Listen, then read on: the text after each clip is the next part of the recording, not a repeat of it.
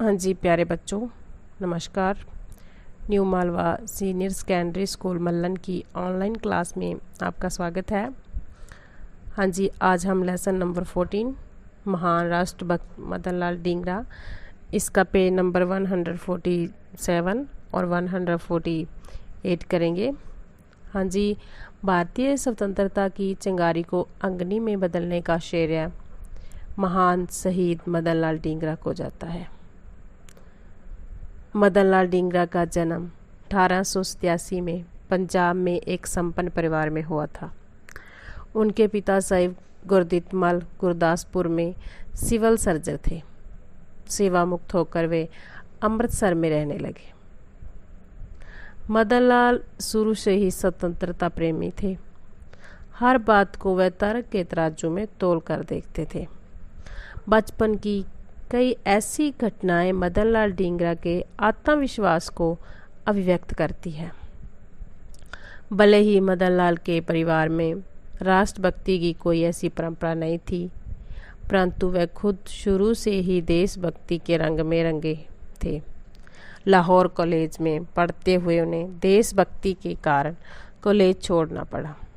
College छोड़कर उन्होंने कई धंधे किए, जिनमें कारखानों की मजबूरी तथा अपना गुजारा करने के लिए रिक्शा और टांगा तक चलाना भी शामिल है। घर में केवल उनके बड़े भैया ही उनकी बात को सुनते व समझते थे।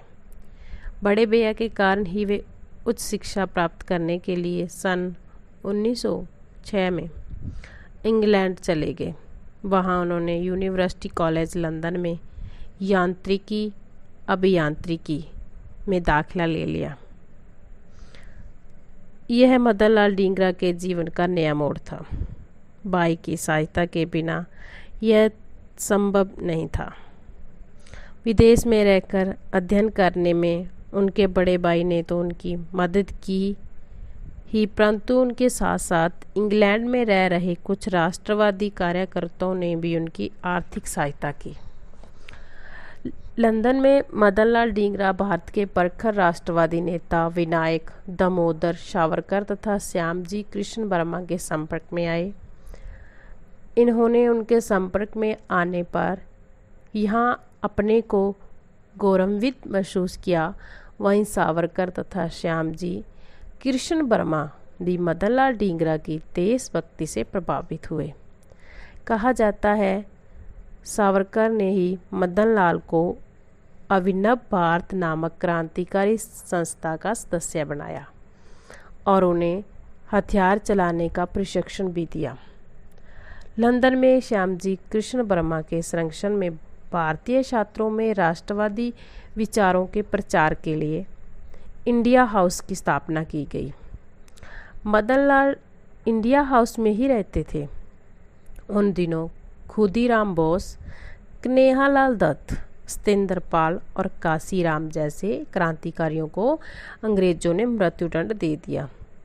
इन घटनाओं ने मदन लाल ढींगरा और सावरकर जैसे देशभक्तों के मन में अंग्रेजों के प्रति नफरत और बदले की भावना को जन्म दिया। 1 जुलाई 1909 को भारतीय राष्ट्रीय संस्था के सदस्य वार्षिक दिवस मनाने के लिए एकत्रित हुए। इसी समारोह में करजन वाली भी परिवार समेत आया। वह उस समय स्टेट ऑफ इंडिया का सचिव सलाहकार था। मदन लाल ढींगरा ऐसे अधिकारियों से नफरत करते थे। मदन लाल ढींगरा का मानना था कि ऐसे नीच अधिकारी हजारों भारतीयों को केवल गुलाम ही नहीं बनाते, बल्कि बिना किसी कारण के मौत के घाट उतारते हैं। 22 वर्ष के नौजवान ने अपनी जेब से पिस्टल निकाला और करजन वाली को 7 गोलियों से वहीं ढेर कर दिया। मदन लाल ढींगरा सच्चे देशभक्त थे।